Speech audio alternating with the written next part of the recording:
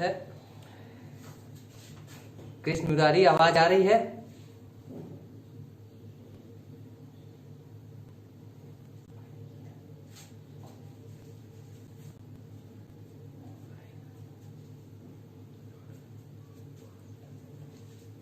आ रही है ना? ठीक है। देखिए, फर्स्ट चैप्टर में कई सारी वीडियोस आपको पहले से मिल चुकी हैं।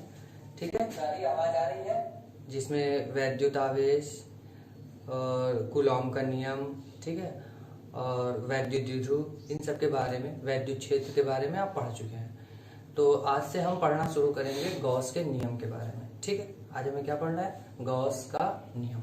गॉस का नियम किसके लिए है? वैद्युत फ्लक्स के लिए है। ठीक है, वैद्युत क्षेत्र निकालने के लिए। तो सबसे पहले हम क्या समझेंगे कि वैद्युत फ्लक्स क्या होता है।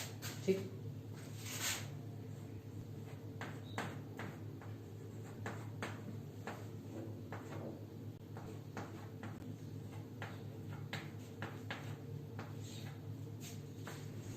वैद्युत फ्लक्स, इंग्लिश में इसको बोलते हैं इलेक्ट्रिक फ्लक्स। तो मेरी आवाज आ रही है? आपको क्लियर वीडियो दिखाई दे रही है? कमेंट करके बता दीजिए।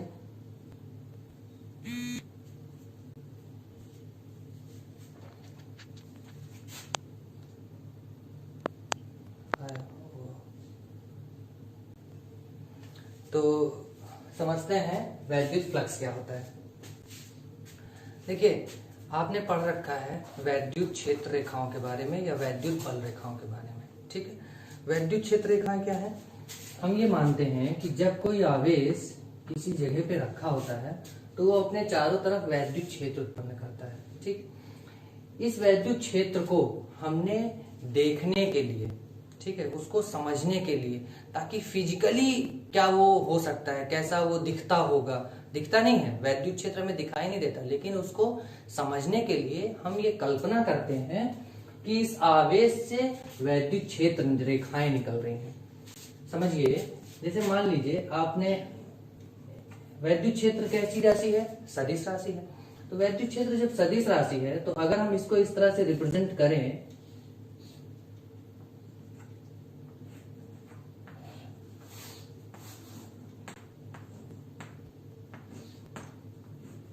ठीक, तो आप देखिए, ये बड़ी लाइन, ये छोटी लाइन। आपको वेक्टर में मैंने पढ़ाया है कि कोई वेक्टर जब हम खींचते हैं तो उसकी लंबाई हमको परिमाण बताती है और ये दिशा बताता है। तो आप देखिए, इसकी लंबाई अधिक है, इसका मतलब यहाँ परिमाण क्या है? अधिक है। ये लंबाई छोटी, इसका मतलब है यहाँ परिमाण कम है। और होता भी है, वैद्युत क्षेत्र की तीव्रता का जब आप फॉर्मूला पढ़ते हो तो E = 1/4πε0 Q/r²। मतलब r जैसे जैसे बढ़ता है, दूरी जैसे जैसे बढ़ती है, वैद्युत क्षेत्र की तीव्रता घटती जाती है। तो आप देखेंगे परिमाण क्या होगा? कम होता जाएगा जैसे जैसे दूर जाएंगे। तो यहाँ पास में है तो वैद्युत क्षेत्र की तीव्रता क्या है? अधिक है। यहाँ थोड़ा दूर हुए तो वैद्युत क्षेत्र की तीव्रता कम हो गई। यहाँ और दूर हुए तो वैद्युत क्षेत्र की तीव्रता और कम हो गई। ऐसे दिशा वही है, दिशा में कोई परिवर्तन नहीं है, लेकिन परिमाण क्या होगा? धीरे धीरे कम होता जाएगा।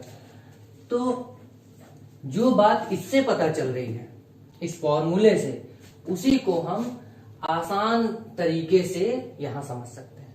ठीक है, तो इस वजह से वैद्युत क्षेत्र रेखाओं की कल्पना की गई ताकि हम वैद्युत क्षेत्र को आसानी से समझ सकें। अब एक तो ये तरीका हो गया। दूसरा तरीका क्या होता है? इसको इस तरह से खींचने की बजाय हम इस तरह से खींच देते हैं। एक धन आवेश है, ऐसे ऐसे,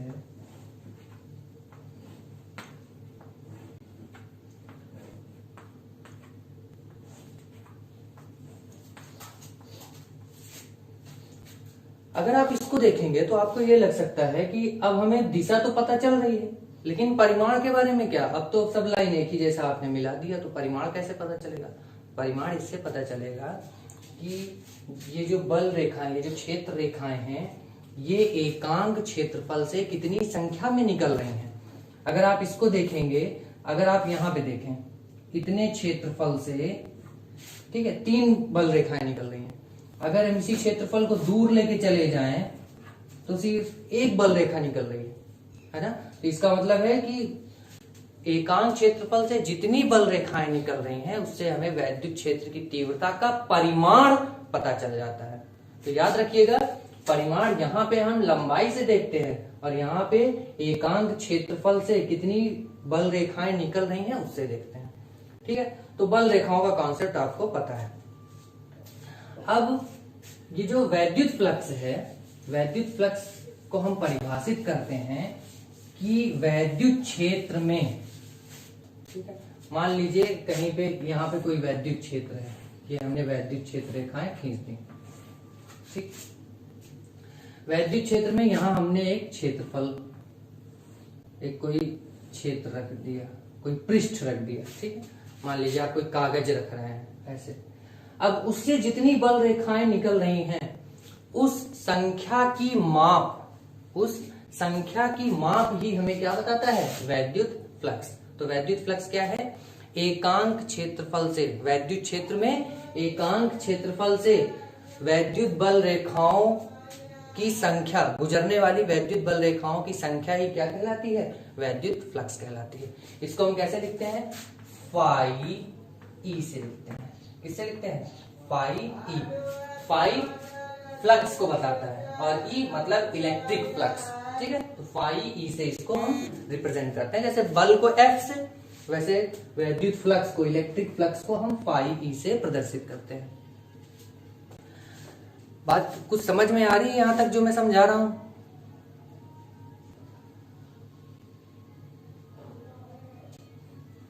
कमेंट करके आप लोग बताते रहा कीजिए, और कोई बात ना समझ में आए तो उसको भी कमेंट करके आप पूछ सकते हैं। ठीक है,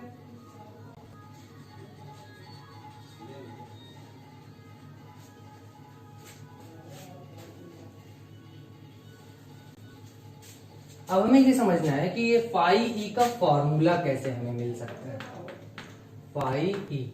ठीक है, ये कैसे मिलेगा, बहुत ही सिंपल तरीके से समझाने की कोशिश करेंगे। कहीं पे ये समझाया नहीं जाता, फाई ई का फॉर्मूला डायरेक्ट लिख दिया जाता है।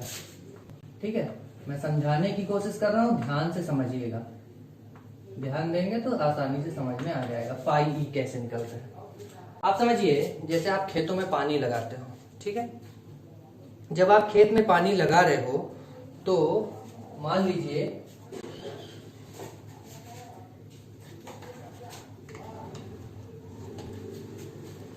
आपने कोई इस तरह से एक बीच में खोखला और किनारे से मान लीजिए कोई तार हो, आप उसको लेके पानी से, जहां से पानी जा रहा है उसके बीच में रख दीजिए। ठीक है, तो क्या होगा, अब आप इसको ऐसे देखिएगा, जब मैं इसको, पानी इस दिशा में बह रहा है, ठीक है, ऐसे, अब मैं इसको इस तरह से रखूंगा तो पानी इससे क्या होगा, ज्यादा निकलेगा, ज्यादा मात्रा में निकलेगा। अगर मैं इसको थोड़ा सा टेढ़ा कर दूं ऐसे, तो पानी कम निकलेगा। बात समझ में आ रही है कि नहीं? अगर हम ये निकालना चाहें कि प्रति सेकेंड कितनी मात्रा में इससे पानी निकल रहा है, तो हम कैसे निकाल सकते हैं, क्या निकालेंगे, प्रति सेकेंड निकलने वाले पानी की मात्रा। तो देखिए, कम आई है सर, कम क्या आया है आपको, वैद्युत फ्लक्स क्या होता है ये, या वैद्युत क्षेत्र रेखाएं क्या है ये? क्योंकि मेरा आज का टॉपिक मेनली यही था कि वैद्युत फ्लक्स क्या है, क्योंकि वैद्युत क्षेत्र रेखाएं पढ़ाने के लिए आपको अलग से एक क्लास चाहिए होगी, और मुझे लगता है कि वैद्युत क्षेत्र रेखाएं शायद आपको पढ़ा दिया गया है। वैद्युत फ्लक्स समझ में आया है?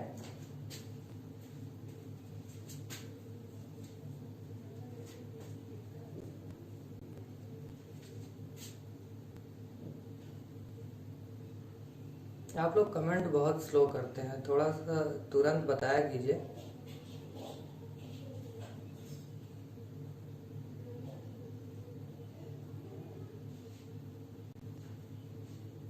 कृष्ण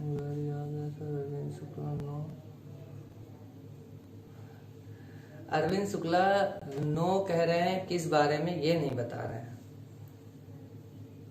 अच्छा देखिए, मैं आपको आज की जो क्लास है वैद्युत फ्लक्स के बारे में मैं शुरू से समझाता हूं। ठीक है, वैद्युत क्षेत्र रेखाएं आप पढ़ लेंगे अलग से। ठीक है, फ्लक्स से मैं आज समझाता हूं। ठीक, फ्लक्स फिर से समझते हैं, वैद्युत फ्लक्स क्या है। देखिए, कोई आवेश जब किसी क्षेत्र में रखा होता है तो वो अपने चारों तरफ वैद्युत क्षेत्र उत्पन्न कर देता है। वैद्युत क्षेत्र को समझने के लिए हमने किसकी कल्पना की? वैद्युत क्षेत्र रेखाओं की। हमें वो दिखती नहीं है, बस हमने माना कि वैद्युत क्षेत्र रेखा ऐसे निकल के जा रही है। ये धनावेश है, वैद्युत क्षेत्र रेखा इस तरह से निकल के जा रही है। ठीक है, ये हमने कल्पना किया है, ये कहीं हमको दिखाई नहीं देता। ठीक है, पूरी तरह से ये गणितीय धारणा है, मैथमेटिकल हमारा ये कॉन्सेप्ट है, इसमें कुछ भी फिजिकल नहीं, ये हमको दिखाई नहीं देता। ठीक है, हमने केवल अपनी कैलकुलेशन को आसान करने के लिए, अपने समझ को आसान करने के लिए इसको माना है। तो वैद्युत क्षेत्र रेखाएं रियलिटी में होती है या नहीं होती है किसी ने नहीं देखा, बस इसकी कल्पना की गई है कि ये आवेश अपने चारों ओर वैद्युत क्षेत्र रेखाएं बिखेर रहा है। जैसे आप बल्ब जलाते हो तो क्या होता है, प्रकाश इस तरह से चारों तरफ निकलता है। उसी तरह से जब आप आवेश किसी स्थान पे रखते हो तो उसके चारों ओर वैद्युत क्षेत्र रेखाएं निकल रही होती हैं। तो आप समझ पा रहे हो, इसी को एकांक क्षेत्रफल से कितनी वैद्युत क्षेत्र रेखाएं निकल रही हैं, इसी को हम कहते हैं वैद्युत फ्लक्स। आप एकांक क्षेत्रफल कोई लेके आइए, मान लीजिए ये एकांक क्षेत्रफल है, ठीक है, अब आवेश यहां रख रहा हूं तो क्या होगा, इससे वैद्युत फ्लक्स रेखाएं निकल के जाएंगी इस क्षेत्रफल से। तो इसको हम क्या कहते हैं, वैद्युत फ्लक्स। एकांक क्षेत्रफल से निकलने वाले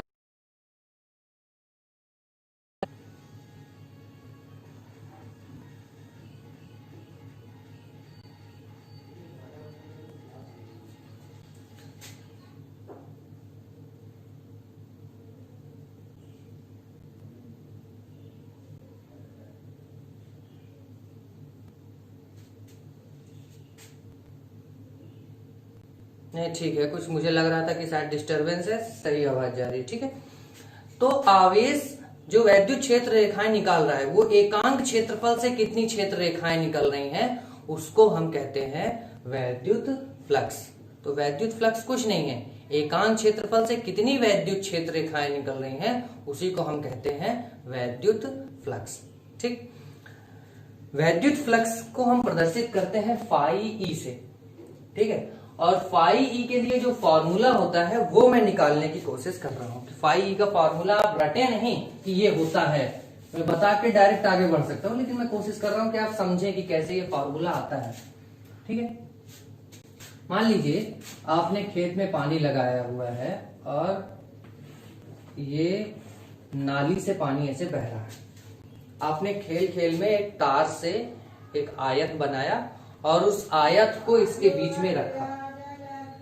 जब आप इसको आयत को आप सीधे रखते हो ऐसे, जैसे मान लीजिए पानी इधर बह रहा है, आपने इसको ऐसे परपेंडिकुलर ऐसे रख दिया, तो क्या होगा, इससे पानी जो निकलेगा वो अधिक मात्रा में निकलेगा।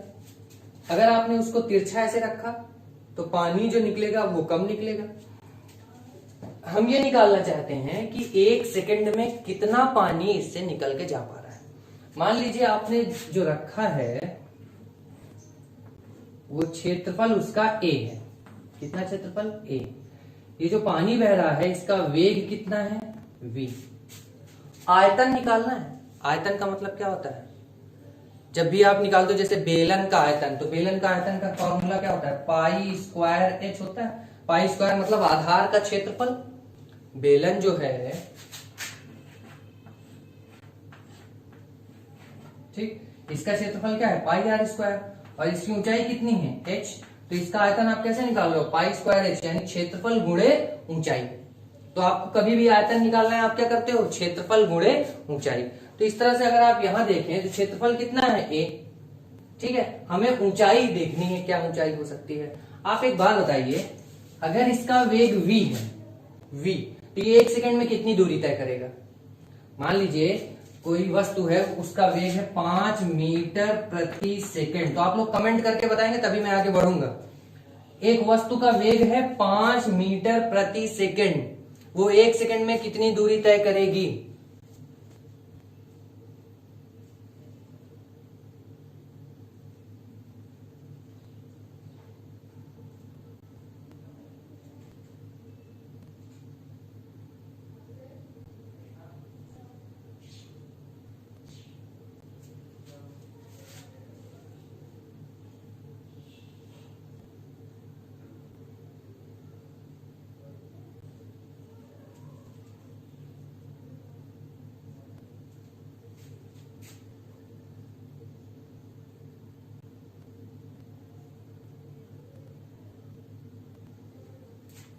अभी किसी का कमेंट नहीं आया है।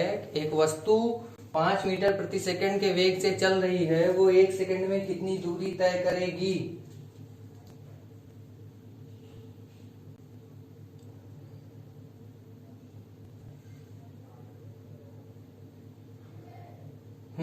सही कह रहे हो। कृष्ण मुरारी ने कहा 5 करेगी, 5 मीटर करेगी। कितनी? 5 मीटर। अगर उसका वेग 5 मीटर प्रति सेकंड है तो सिंपल सी बात है, वो कितनी दूरी जाएगी 1 सेकंड में? 5 मीटर। अब यहाँ 5 मीटर प्रति सेकंड है, यहाँ क्या है? v मीटर प्रति सेकंड। कितना है? v मीटर प्रति सेकंड है कि नहीं? तो जब v मीटर प्रति सेकंड है तो 1 सेकंड में कितनी दूरी तय कर लेगी? v। दूरी कितनी मिली? v। और क्षेत्रफल कितना है? a। तो अगर हम ये निकालना चाहें कि एकांक समय में कितना पानी इससे बह के जा रहा है, इससे पानी बह के जा रहा है, इससे होकर 1 सेकंड में कितना पानी बह के जा रहा है, ये हमें निकालना है। ठीक है, सबने बताया, बहुत अच्छे। हाँ, आप लोगों को थोड़ा सा नेटवर्क की प्रॉब्लम है, मतलब कि जब मैं यहां से बताता हूं उसके बाद आप तक पहुंचता है और आप आंसर करते हो तो उसमें थोड़ा टाइम लग रहा है। तो इस वजह से मुझे लगा कि शायद आप लोग एक्टिव नहीं हैं, लेकिन नहीं, आप लोग पढ़ रहे हैं ठीक से। ऐसे पढ़ेंगे तो अच्छा लगेगा। ठीक है, तो आप देखिए, इससे पानी जा रहा है, हम ये निकालना चाहते हैं 1 सेकंड में कितना पानी जा रहा है। तो इसका क्षेत्रफल कितना है? a। अगर v दूरी उसने तय कर ली तो 1 सेकंड में पानी यहां से लेकर कहां पहुंच गया? यहां तक पहुंच गया। आप समझ पा रहे हैं? मान लीजिए 5 मीटर पर सेकंड हो, तो ये मान लीजिए 5 मीटर है, तो 1 सेकंड में पानी यहां से लेकर यहां तक पहुंच जाएगा। यानी अगर यहां से यहां तक का हम आयतन निकाल लें तो इतना ही पानी निकला है। और ये कैसे निकलेगा? अगर हमें क्षेत्रफल पता हो और उसका गुणा कर दें किससे? दूरी से। तो क्षेत्रफल गुणे दूरी बराबर आयतन। तो क्या हो जाएगा? अगर हम निकालना चाहें v, तो क्षेत्रफल कितना? a और दूरी कितनी? v, क्योंकि 1 सेकंड की दूरी है v। तो हम कैसे निकालेंगे? v into a। v into a। बात समझ में आ रही है कि नहीं आ रही? तो एकांक सेकंड में कितना पानी निकल के जाएगा? कितना आयतन? v into a। अब उसके बाद इसको हम इससे रिलेट करें। अच्छा, अभी थोड़ी देर में रिलेट करेंगे, फिर से इसको समझिए एक बात। जैसे मैंने आपको घटक निकालना बताया था, अगर किसी वस्तु का क्षेत्रफल या कोई वेक्टर r इधर हो और ये कोण थीटा हो, तो इधर का घटक कितना होता है? r cos थीटा होता है, और इधर का कितना होता है? r sin theta. बात समझ में आ रही? अब अगर हम इसको ऐसे रखेंगे तो कितना पूरा क्षेत्रफल a काम करेगा, लेकिन अगर हम उसको थोड़ा सा घुमा देंगे, है ना, कितना कोण हमने घुमा दिया? थीटा कोण। तो आप इसको समझिए, पहले वस्तु ऐसे थी, ठीक है, ये क्षेत्रफल इस तरह से। अब हमने इसको क्या किया? थीटा कोण घुमा दिया, ऐसे थीटा कोण हमने घुमा दिया इस तरह से। अब अगर हम देखेंगे कितना क्षेत्रफल इस दिशा में काम कर रहा है, तो पहले कितना इधर था, अब किधर हो गया? इधर। कितना कोण घूम गया? थीटा। तो अगर हम इसका घटक निकालना चाहेंगे इस दिशा में जिधर पानी बह रहा है, तो अगर इधर का क्षेत्रफल a है तो इधर कितना मिलेगा? a cos थीटा मिलेगा, क्योंकि यही कोण तो थीटा है। समझ पा रहे हो कि नहीं आप? ये कोण क्या है? थीटा है। तो हमें क्या घटक मिलेगा? a cos theta. तो फॉर्मूला चेंज हो जाएगा, v की जगह क्या मिलेगा formula? v a cos theta.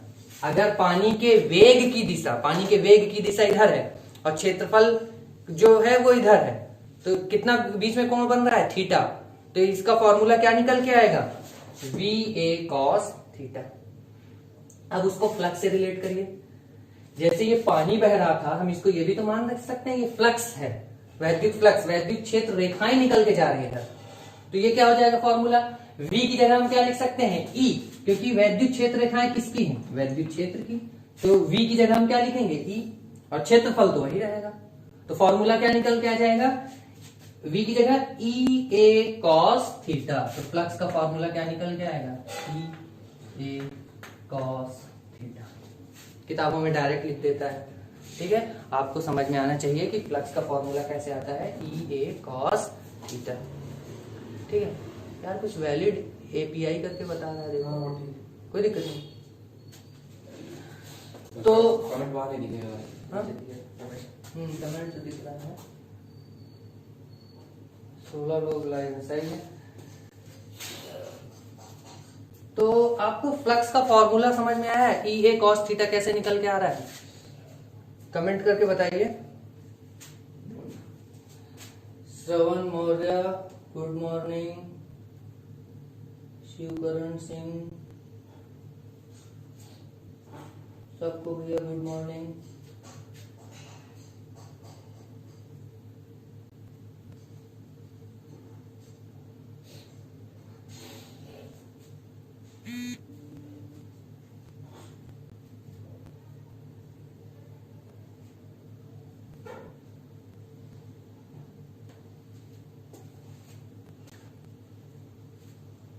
ठीक है,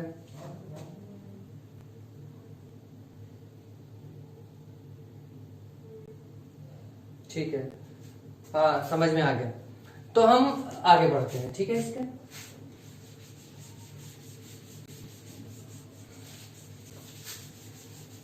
तो फ्लक्स का फॉर्मूला फाई ई बराबर कितना है, ई ए कॉस थीटा। अब हमें पढ़ना है गॉस का नियम। अच्छा, इसमें क्या करते हैं, जैसे ये तो जो फॉर्मूला आया है सिंपल, जब वैद्युत क्षेत्र क्या हो, नियत हो। ऐसा हमेशा नहीं होता कि वैद्युत क्षेत्र नियत हो, वैद्युत क्षेत्र परिवर्तित होता रहता है। तो जब कोई चीज परिवर्तित होती है तो आपको याद होगा 11वीं में जब हम डेरिवेशन करते थे तो कैसे करते थे, पहले हम उसके छोटे से घटक का फॉर्मूला निकाल लेते थे, फिर उसको क्या कर देते थे, इंटीग्रेशन कर देते थे। तो जब परिवर्तनशील वैद्युत क्षेत्र होगा, ये किसके लिए, जब वैद्युत क्षेत्र ई क्या है, कांस्टेंट है, मैं लिख दे रहा हूं, ई यहाँ पे क्या है, कांस्टेंट यानी नियत है, ठीक है। और जब ई वेरिएबल होगा तो इसका फॉर्मूला इस तरह जाएगा, ई डॉट डी ए। देखो ये कॉस थीटा को आप ये भी तो लिख सकते हो, ई डॉट ए।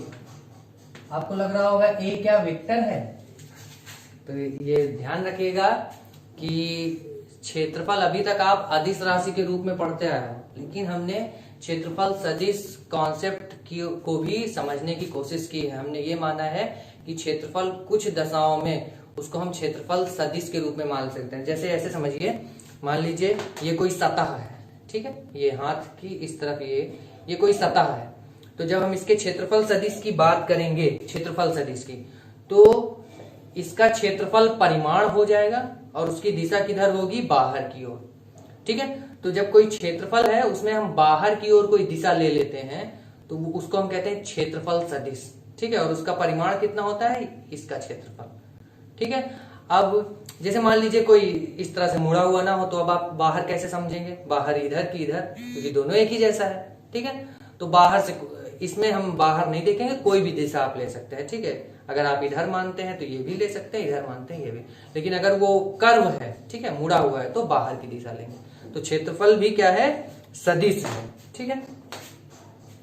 तो ये फॉर्मूला आता है कब, जब वो वैद्युत क्षेत्र क्या हो, नियत ना हो बल्कि परिवर्तनशील हो, ठीक है। तो यहां तक आपको बात समझ में आ गई होगी। अब हम पढ़ने जा रहे हैं गॉस का नियम। गॉस का नियम क्या कहता है, गॉस का नियम ये कहता है, गॉस की प्रमेय, गॉस की प्रमेय। तो गॉस की प्रमेय क्या है, सर एक बार और समझा दीजिए, कौन है भैया गेमिंग,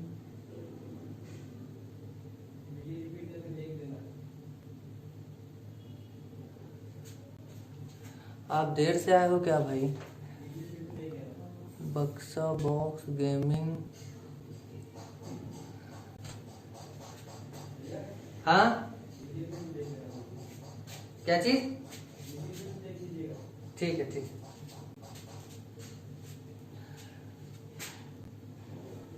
तो गॉस की प्रमेय क्या है, गॉस की प्रमेय आपको ये बताती है कि अगर किसी वैद्युत क्षेत्र में कोई बंद पृष्ठ रखा है, कैसा पृष्ठ, बंद पृष्ठ। बंद पृष्ठ का मतलब है कि जैसे मान लीजिए आपके पास गुब्बारा है, ठीक है, गुब्बारा अगर उसको बंद रखेंगे तभी वो फूला रहेगा, अगर बंद नहीं है तो क्या होगा, तब तो गुब्बारा गुब्बारा कहाँ, ठीक है। तो मान लीजिए किसी वैद्युत क्षेत्र में, है ना, कोई हमने एक बंद पृष्ठ ऐसे रख दिया, बंद पृष्ठ। तो गॉस की प्रमेय हमें बहुत आसानी से ये बता देता है कि इस बंद पृष्ठ से कितना वैद्युत फ्लक्स निकलेगा। तो एक तो वैद्युत फ्लक्स का ये सिंपल फॉर्मूला, बेसिक फॉर्मूला आपको याद रखना है, और दूसरा जब कोई बंद पृष्ठ किसी वैद्युत क्षेत्र में रखा है तो उससे कितना वैद्युत फ्लक्स निकलेगा, ये हमें कैसे पता चलता है, गॉस की प्रमेय से। तो गॉस की प्रमेय सिंपल सी ये बात बताती है कि किसी बंद पृष्ठ से होकर गुजरने वाला वैद्युत फ्लक्स फाई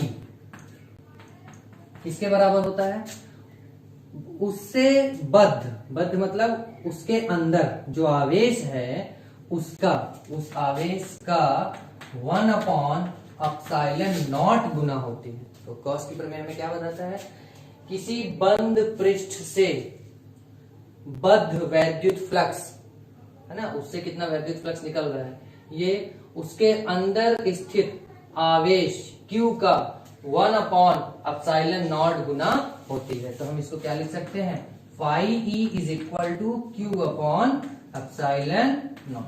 सिंपल सी बात है, ठीक है। तो दो फॉर्मूला है हमारे पास, फाई E बराबर EdA इंटीग्रेशन, और ये यहाँ पर फाई E बराबर Q/ε0।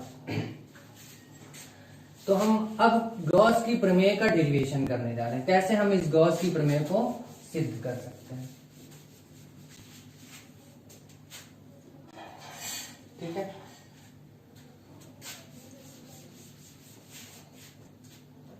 मान लेते हैं हमारे पास एक ये गॉसियन पृष्ठ है, दिख रहा है डायग्राम जो बना है, ठीक है।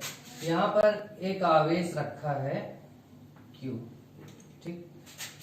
इस जगह पे हम एक क्षेत्रफल, एक छोटा सा क्षेत्रफल ले लेते हैं। इसका पूरा जो कुल क्षेत्रफल है वो कितना है, A है। यहाँ जो क्षेत्रफल है ये कितना है, DA है। कितना, DA। इधर जो दिशा है ये क्षेत्रफल सदिश है DA, और वैद्युत क्षेत्र इसमें किधर होगा, बाहर की ओर। ये हो गया E, ये हो गया थीटा, ठीक है।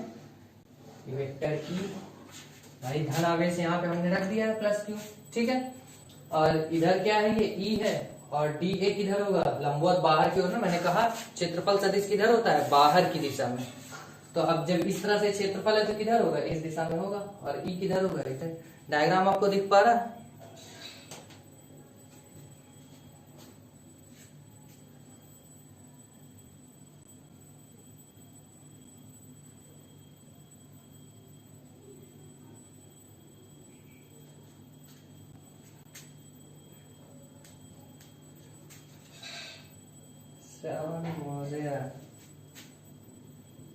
कृष्ण। चलो ठीक है, डायग्राम दिख रहा है, थोड़ा सा बताइए, समझ में आ रहा है डायग्राम? ठीक। तो हमें अगर इस छोटे से अवयव से, ये जो DA अवयव है, इससे अगर हम निकालेंगे कि कितना फ्लक्स निकल रहा है, तो आप उसको हम d फाई E लिखेंगे। फाई E तो नहीं लिखेंगे ना, फाई E तो कुल फ्लक्स हो जाएगा जो निकल रहा है। इससे कितना निकल रहा है, d फाई E, और वो कैसा निकलेगा, E डॉट DA, ठीक है।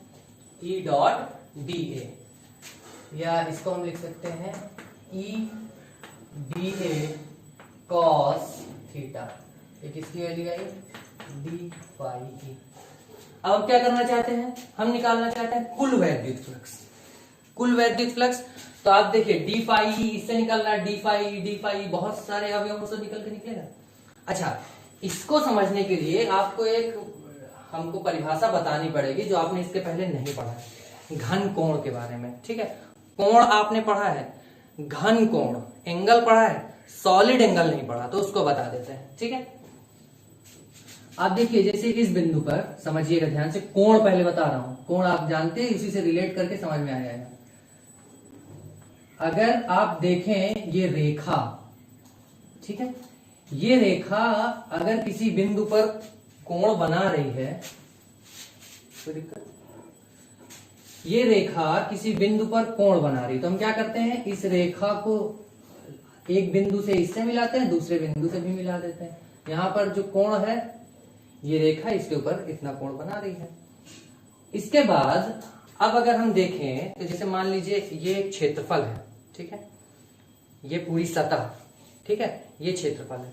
अगर हम इसके इस बिंदु पर यहां पर निकालें कि ये सतह इस पर कोण बना रही, तो उसको हम कोण नहीं कहेंगे, उसको हम कहेंगे घन कोण, क्योंकि ये क्षेत्रफल है ना। केवल एक लाइन कोण बनाती है, वो कोण होता है। जब एक क्षेत्रफल की बात करते हैं तो उसको कोण नहीं बोलते, उसको घन कोण बोलते हैं। तो ये क्षेत्रफल इसके इस बिंदु पर घन कोण बनाएगा, ठीक है।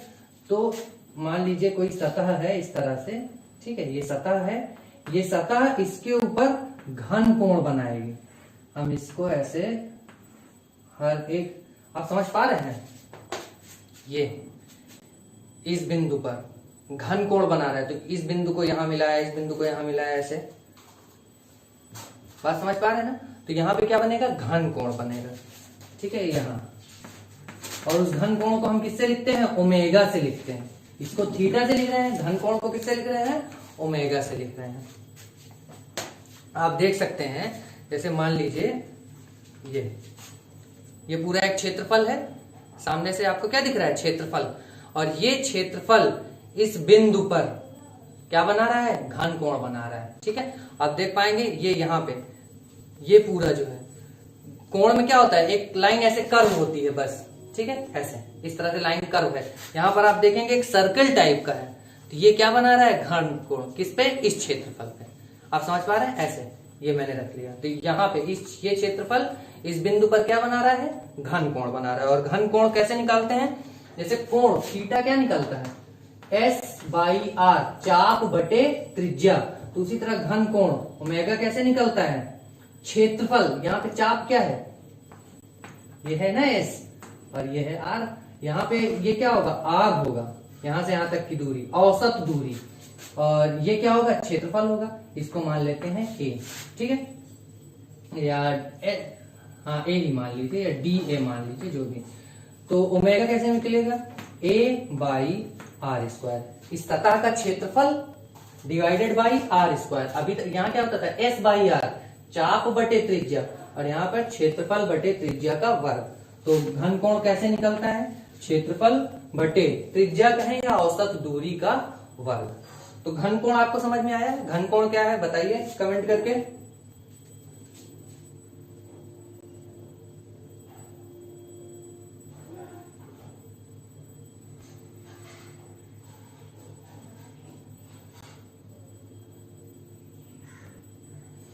बफरिंग करने की जो बात है बेटा, वो मैं यहाँ एक दूसरे सिस्टम से चला के देख रहा हूँ लैपटॉप से, तो मुझे तो वीडियो कॉन्टिन्यूअस दिख रही है।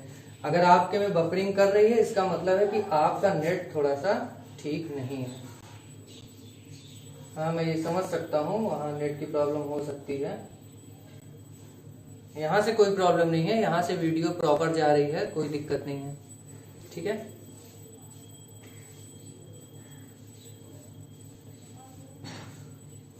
चलिए ठीक है, बहुत सारे लोगों को समझ में आ गया, कुछ लोगों को नहीं आया, देखिए फिर से देख सकते हैं।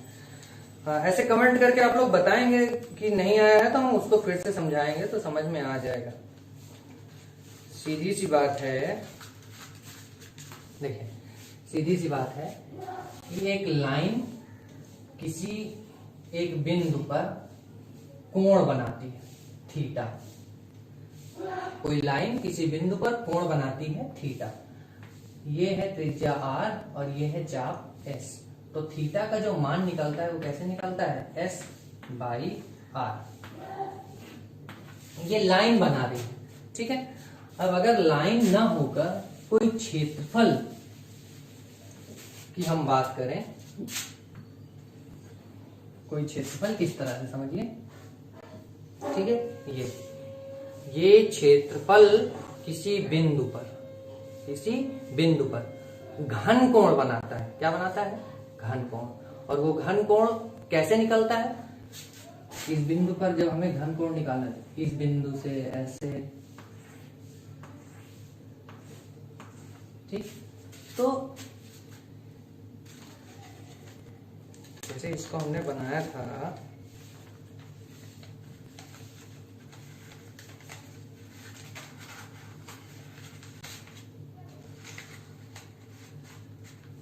तो देखिए यहाँ पे ये क्या है, क्षेत्रफल है, और ये क्षेत्रफल इस बिंदु पर क्या कर रहा है, घन कोण बना रहा है। एक लाइन नहीं है यहाँ पर, यहाँ अगर लाइन होती तो इस बिंदु पर क्या बनता, कोण बनता। यहाँ क्षेत्र है तो यहाँ पर क्या बनेगा, घन कोण बनेगा। सिंपल सी बात है। कोई क्षेत्रफल किसी बिंदु पर क्या बनाता है, घन कोण बनाता है। और घन कोण का सूत्र, घन कोण को लिखते हैं ओमेगा से, इसका सूत्र आता है DA/r²। अगर छोटा सा अवयव है, और अगर पूरे क्षेत्रफल की बात करें तो A/r²। मुझे लगता है आपको समझ में आया होगा। नेट कम चल रहा है सर, नेट नहीं चल रहा है।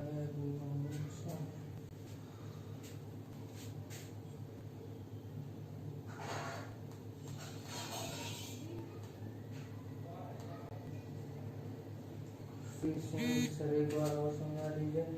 खुशी सिंह अब फिर से समझाए हैं, समझ में आया है क्या? कमेंट करके बताइए। नेट कम चल रहा है। नेट की तो प्रॉब्लम है बेटा।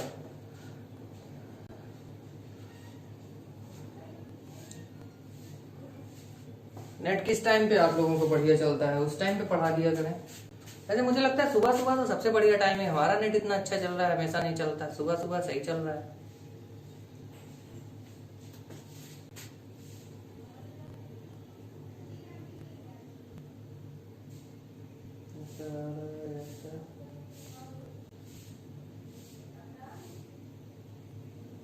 समझ में तो आया है, ठीक है। ठीक है, तो फिर हम आगे बढ़ते हैं डेरिवेशन में, अगर समझ में आ गया है तो।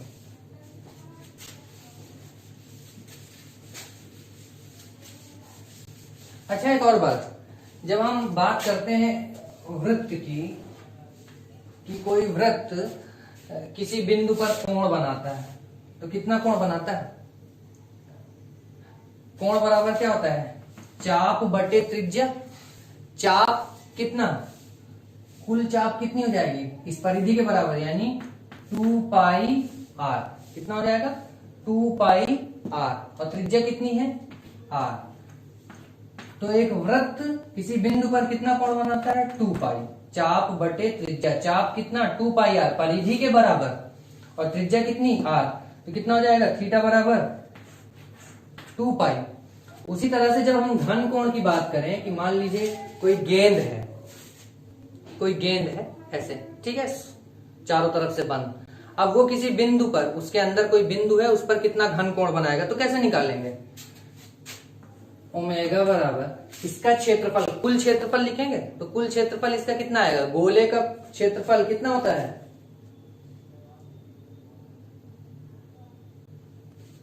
गोले का क्षेत्रफल कितना होता है, 4πr² होता है कि नहीं, 4πr² होता है गोले का क्षेत्रफल। और किससे डिवाइड करना है, r² से, तो r² कैंसिल हो जाएगा, कितना बचेगा, 4π। बात समझ में आ रही है?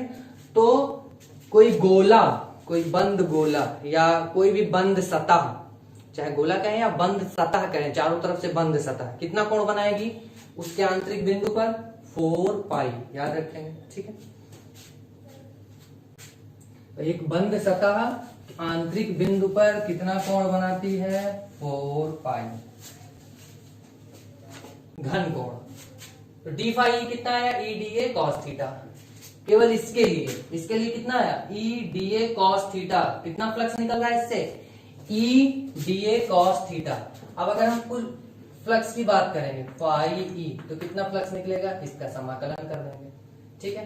किसका समाकलन करेंगे, EDA cos थीटा, ठीक है। तो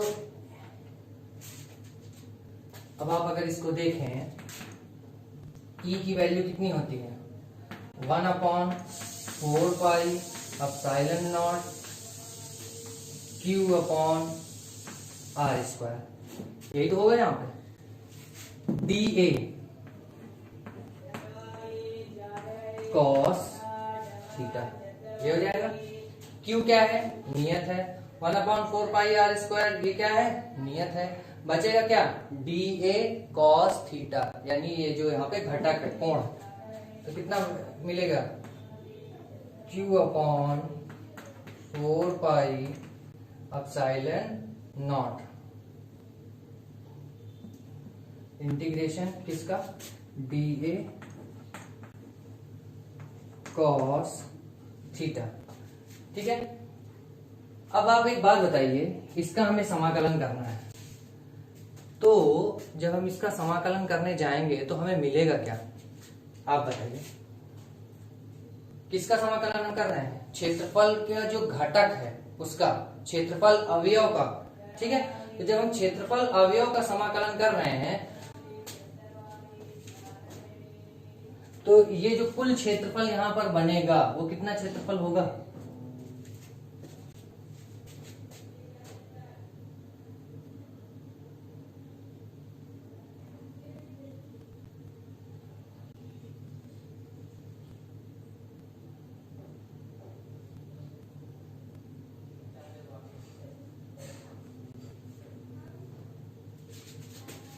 बात समझ में आ रही कि नहीं आप लोगों को।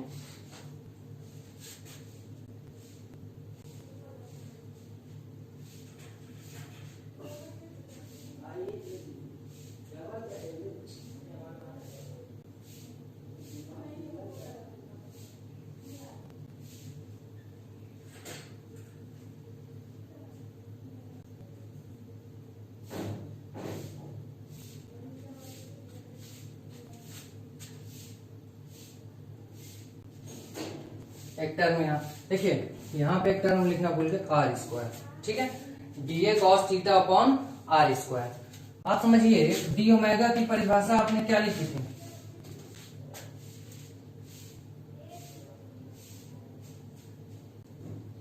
सर नेट नहीं चल रहा है, सर नेट नहीं चल रहा है,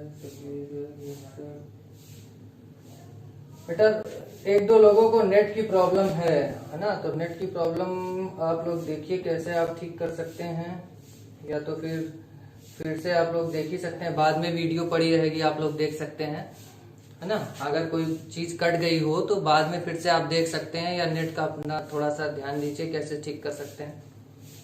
ठीक है, तो ये समझिए कि डी ओमेगा की परिभाषा आपने क्या पढ़ा था, ए अपॉन आर स्क्वायर, लेकिन यहां पर क्षेत्रफल अवयव कितना है, D A cos theta upon R square. तो इस D A cos theta upon R square को हम क्या लिखेंगे, डी ओमेगा लिखेंगे। ठीक है, तो यहाँ पे डी ए होता है, अगर डी ओमेगा लिख रहे हैं तो यहाँ पे क्या होगा, D A upon R square, यहाँ पे क्या होगा, डी ए कॉस थीटा होगा, क्योंकि थीटा भी यहाँ पे शामिल है। ठीक है, तो D A cos theta upon R square, तो ये क्या हो जाएगा, Q upon 4 pi epsilon naught, नीचे लिख रहा है यहाँ तक, हाँ। और इसका समाकलन करेंगे किसका, डी ओमेगा का। डी ओमेगा का समाकलन का मतलब क्या, यहाँ पे कोण ये जो बन रहा है, ये घन कोण, ये कितना है, डी ओमेगा है। D omega D omega D omega D omega D omega, सब डी ओमेगा अगर आप जोड़ेंगे तो कुल जो घन कोण मिलेगा कितना मिलेगा, 4 पाई, क्योंकि एक बंद पृष्ठ किसी बिंदु पर कितना कोण बनाता है, 4 पाई। तो ये जो चारों तरफ कुल घन कोण मिलेगा डी ओमेगा, सबको जोड़ देंगे तो हमें कितना मिलेगा, 4 पाई। तो हम क्या लिख सकते हैं, पाई ई इज इक्वल टू, यहाँ क्या लिखा है, Q upon 4 pi epsilon not, integration करेंगे डी ओमेगा का तो हमको क्या मिलेगा, 4 पाई। तो 4 पाई से 4 पाई कैंसिल हो गया, कितना मिला, क्यू अपॉन एप्सिलॉन नॉट। तो पाई की वैल्यू आ गई क्यू अपॉन एप्सिलॉन नॉट, और ये क्या है, गॉस की प्रमेय। ठीक है, तो सिंपल सी बात है। आज हमने क्या पढ़ा, वैद्युत फ्लक्स पढ़ा। वैद्युत फ्लक्स क्या है, किसी एकांक क्षेत्रफल से जितनी वैद्युत बल रेखाएं निकल रही हैं उनकी संख्या की माप को बताता है वैद्युत फ्लक्स। वैद्युत फ्लक्स का फॉर्मूला हमने क्या पढ़ा था, ई ए कॉस थीटा, पाई ई बराबर ई ए कॉस थीटा। उसके बाद हमने पढ़ा गॉस की प्रमेय। गॉस की प्रमेय ये कहता है कि किसी बंद पृष्ठ से गुजरने वाला वैद्युत फ्लक्स उसके अंदर स्थित आवेश का 1 अपॉन एप्सिलॉन नॉट गुना होता है। 1 अपॉन एप्सिलॉन नॉट को मल्टीप्लाई कराएंगे तो कितना आएगा, क्यू अपॉन एप्सिलॉन नॉट। ठीक है, तो क्यू अपॉन एप्सिलॉन नॉट हो गया। डेरिवेशन कैसे करेंगे, तो एकदम सिंपल, जो हमको फॉर्मूला पता था, ई डी ए पता था, ई डॉट डी ए, तो डी पाई कितना आया, E D A cos theta. अब अगर हमें कुल फ्लक्स निकालना है तो क्या करना पड़ेगा, समाकलन करना पड़ेगा। तो हमने समाकलन कर दिया E D A cos theta का। उसके बाद ई का फॉर्मूला रखा 1/4πε0 Q/r² D A cos theta. जो जो नियतांक है उसको बाहर लेके चले गए, Q/4πε0 हम बाहर लेके चले गए। r², भाई देखो Q तो नहीं बदलेगा लेकिन R तो बदल जाएगा ना। यहाँ के लिए R इतना बड़ा है और यहाँ के लिए R देखो तो छोटा है, तो R में परिवर्तन हो रहा है कि नहीं। इसी तरह से DA में भी परिवर्तन होगा, थीटा में भी परिवर्तन होगा, हर जगह पे थीटा अलग अलग होगा। तो जो जो परिवर्तित हो सकता था उसको हमने अंदर ही लिखा, नहीं दिया DA cos theta upon r²। ये परिवर्तित हो सकता था इसलिए ये अंदर ही लिखा है। उसके बाद ये क्षेत्रफल अवयव है और ये त्रिज्या का वर्ग है। तो इसका जब हम इसको निकालते हैं तो क्या निकलता है, घन कोण। तो ये लिखा है घन कोण। जब बंद पृष्ठ होता है तो बंद पृष्ठ कितना कोण बनाता है, 4π। तो ये जब इसका समाकलन करेंगे कितना आएगा, 4π। 4π से 4π कैंसिल हो गया, कितना मिला, Q/ε0।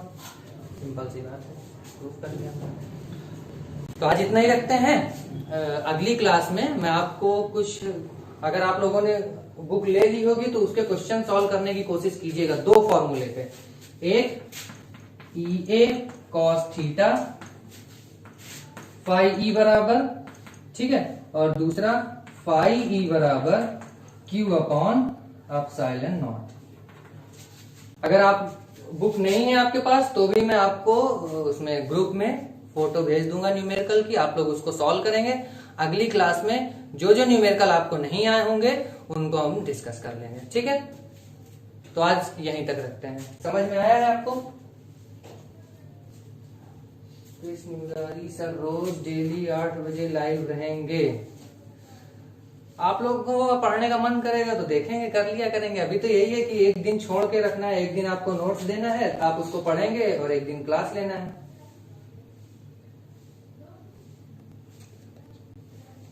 है ना। तो अभी तो हमें ऐसे ही करना है, जैसा आप लोग कहेंगे उस तरह से कर लिया जाएगा, ठीक है। तो आज की क्लास यहीं तक रखते हैं, ठीक है बेटा, थैंक यू।